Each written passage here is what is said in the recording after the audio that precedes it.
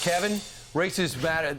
All these races matter so much, and there's still a long way to go.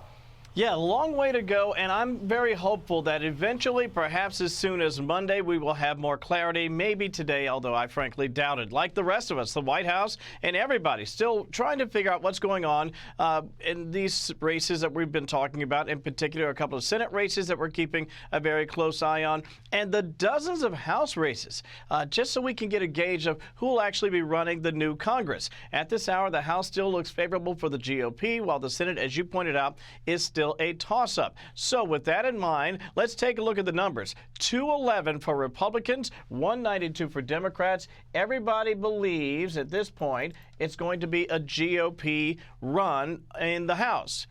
Eventually.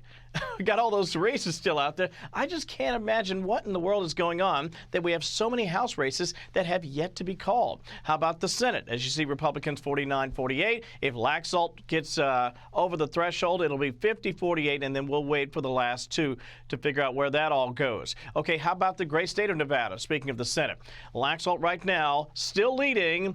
But look at the difference. It was at 22,000 I'd say about a couple days ago. Now it's down to right around 9,000 because more tranches of votes keep coming in. And generally, they've been favorable for Cortez Masto, but still, Laxalt's still leading, and they still feel very confident, do GOP folks in the Silver State, that he will, in fact, win that race. How about the governor's race there? Lombardo still looking good. Difference is smaller, 28,000 plus. It does look good for the GOP there as well. How about the Grand Canyon state of Arizona? Well, all you can say is, right now, if you're a fan of Mr. Kelly, you're feeling good in the catbird seat, 115,000 vote difference. But Blake Masters still says there's a lot of votes out there. They're not giving up hope just yet. Staying in the Grand Canyon state, how about the gubernatorial race there? Yes, Kari Lake is close, still trailing, though. In fact, she's trailing now by more than she was at this point yesterday, by nearly 27,000 votes. And despite the snail's pace, Kari says, don't worry, I'm convinced I'm going to win. When all the votes are counted, I will emerge victorious.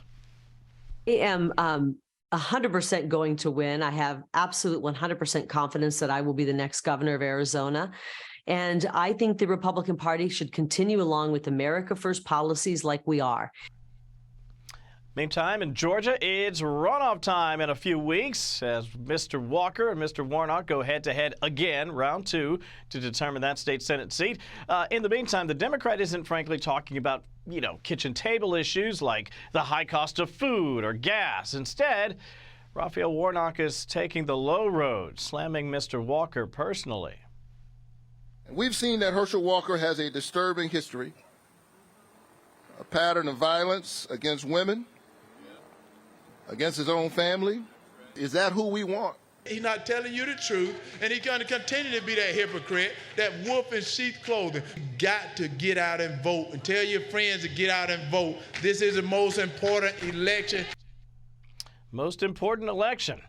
Meantime, on Truth Social, former President Trump is also getting a little, well, let's just say a little frisky as people start talking about 2024 already. And he's taking a shot at Ron DeSantis, the governor of the great state of Florida. This is what the president wrote.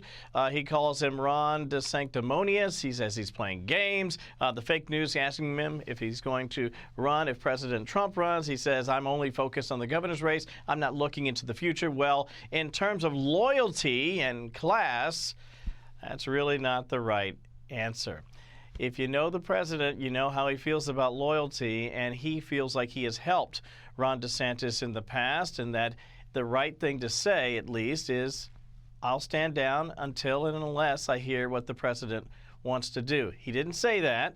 Some would argue that's politically the smart thing to do. So a little back and forth right there, guys. A little infighting by the GOP. I'm Steve Ducey. I'm Brian Kilmeade. And I'm Ainsley Earhart. And click here to subscribe to the Fox News YouTube page to catch our hottest interviews and most compelling analysis.